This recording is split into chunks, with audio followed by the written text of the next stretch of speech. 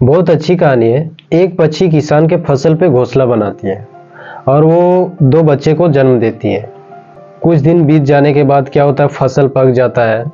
तो किसान क्या होता है, अपने फसल देखने के लिए आता है। तो जब पास में आता है तो क्या देखता है कि फसल पक गया है, अब इसे कटवाना पड़ेगा। तो बोलता है कि नौकरों से कहकर फसल कल कटवा देता हूँ।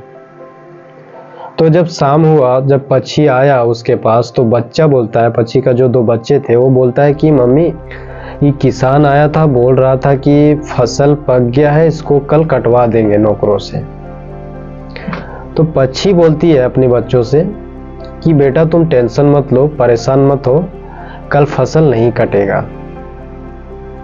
और होता वही है कि फसल नहीं कटता है। तो फिर दूसरे दिन जब किसान आता है तो देखता है कि फसल नहीं कटा।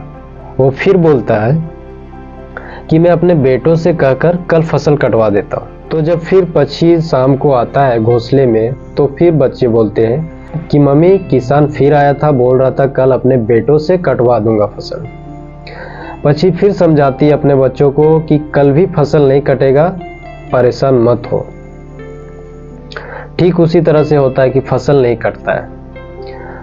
फिर किसान जब तीसरे दिन आता है तो देखता है कि फसल कटा हुआ नहीं रहता है। तो वह खुद बोलता है कि मैं कल खुद फसल काटूंगा। उसके बाद वो चला जाता है। फिर जब शाम को पक्षी आती है तो बच्चे बोलते हैं कि किसान फिर आया था, बोल रहा था कि कल मैं खुद फसल काटूंगा।